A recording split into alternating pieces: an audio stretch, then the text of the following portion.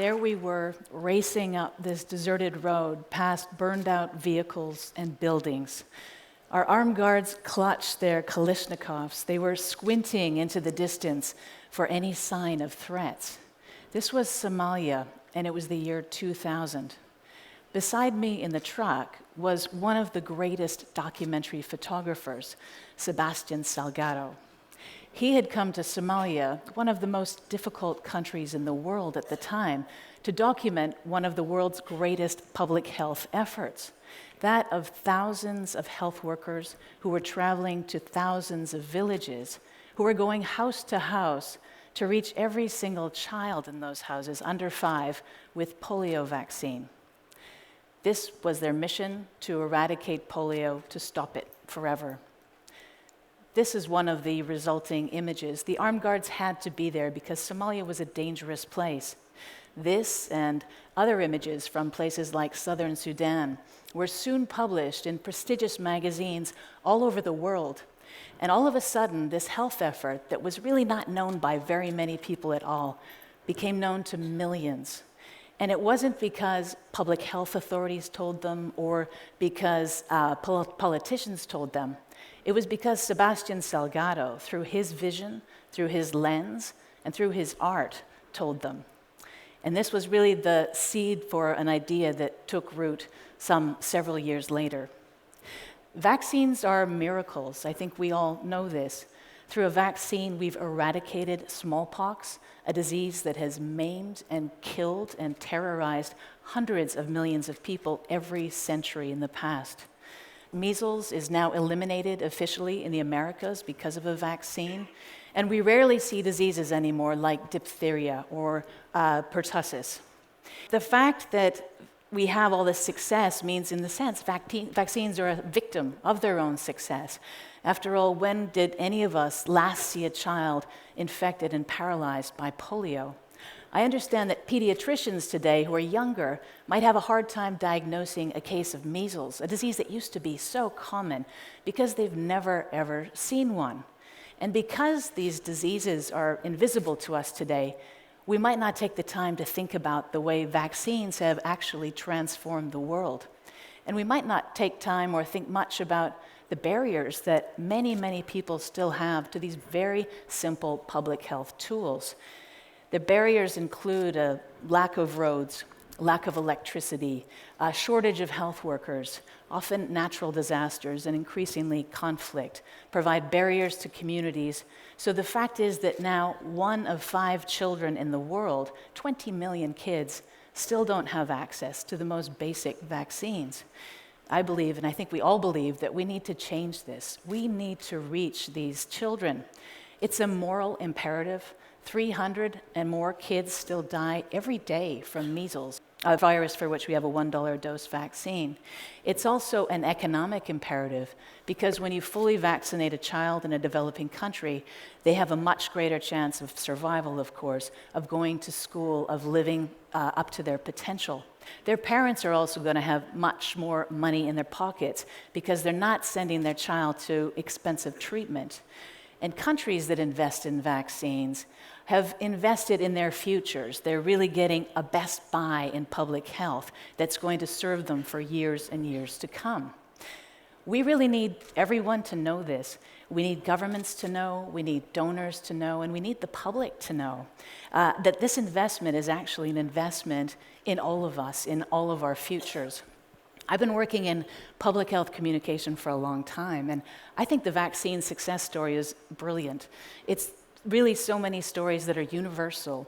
The story of a mother who's on a quest to protect her beloved child. The story of a health worker who gets into a leaky boat despite the dangers and paddles up a river to a remote village to vaccinate every child.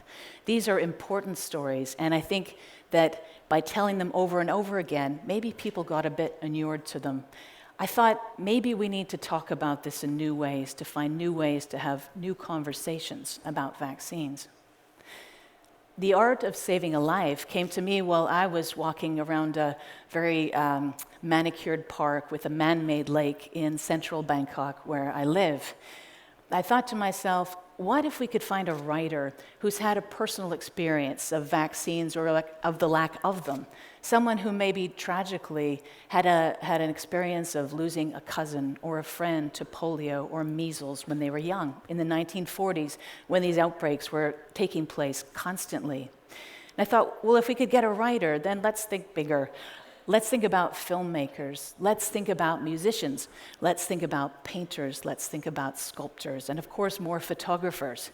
And I thought if we could inspire dozens of artists from around the world to tell their own stories through their own lens and unconstrained by the usual health messages that we were trying to provide people, we would have a collection of artworks, dozens of artworks that could engage people in new ways.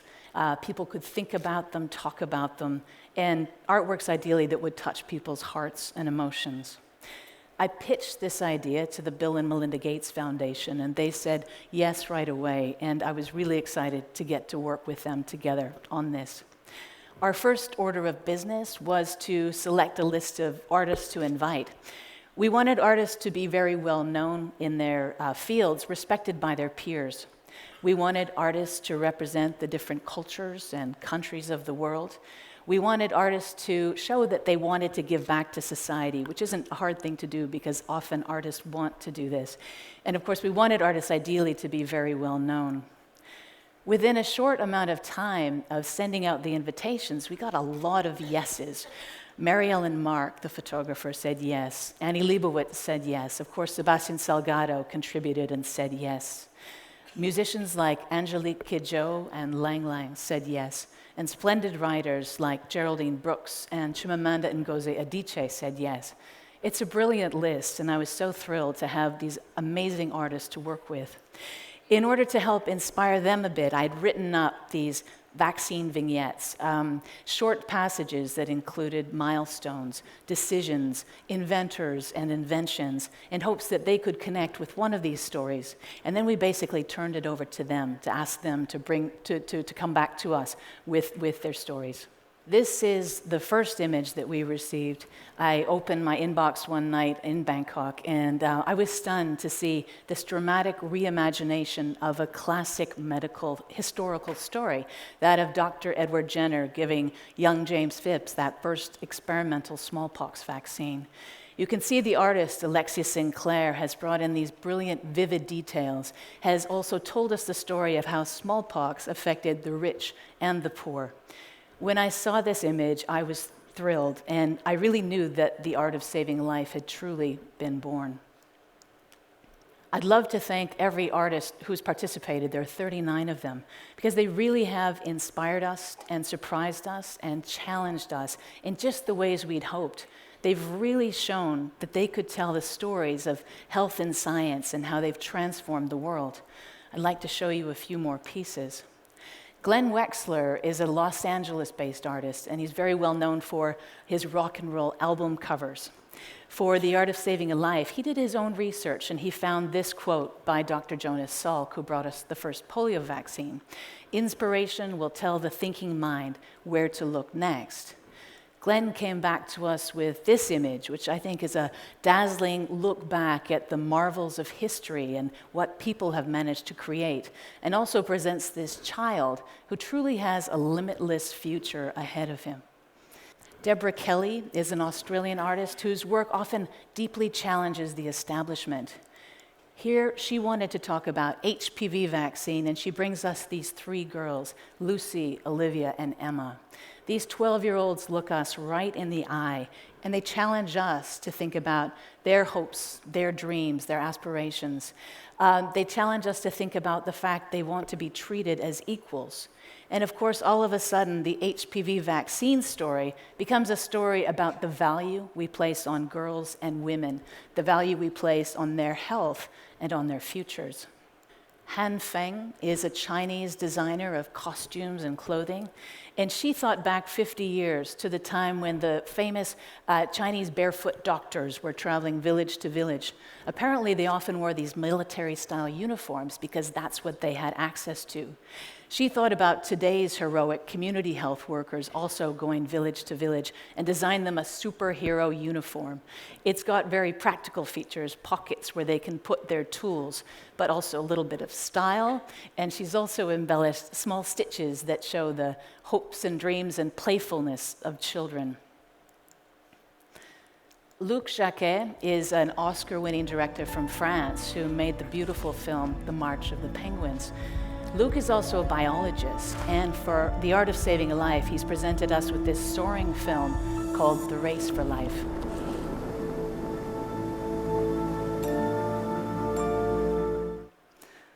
I'd like to ask you to watch the film and see the ending because I guarantee you'll be as moved as I was. Katherine Bouncing is a UK-based sculptor, and she wanted to investigate the quest for an HIV vaccine. Here, Katherine has designed these 8 crystal blocks, very delicate, and if you put them together in the right way, you'll find that what emerges is the trimer of proteins that form the envelope spike of an HIV virus, which some think could be the key to an HIV vaccine. Finally, Fatoumata Diabate is a Malian photographer. She was right there on the front lines last year when Ebola was racing through West Africa. She took great pleasure in documenting the work of Malian researchers and health workers who trialed the first Ebola vaccine in phase 1 trials in Africa. And her images were especially timely. She went really the day that these trials began. I'd love to show you all of the artworks. Of course, we don't have time here. And there's so many lessons I'd love to share also about the art of saving a life. But the one I leave you with is this: the fact that artists have an enormous desire to be part of these stories, to help tell these stories of health and science and the way that's transforming the world. Artists also have the ability to look into the petri dish and see all the detail and extract this and pull this up and tell a universal story that can touch all of us. When Sebastian Salgado was in that hot Somali desert, he knew that the story was not just about health workers dropping polio vaccine into children's mouths. He knew this was a story about how we could fundamentally change the future if we worked together. He and the almost 40 other artists who have taken part really understood that the act of creating and distributing and accepting vaccines is changing the world. It's not just a story about disease prevention. It's a story about the value we place on human life and potential. It's a story about the way we value equality and equity. It's a story about how we want to work to lift all of us out of poverty. And it's a story about what we can all achieve together when we have a common vision for our future humanity. Thank you.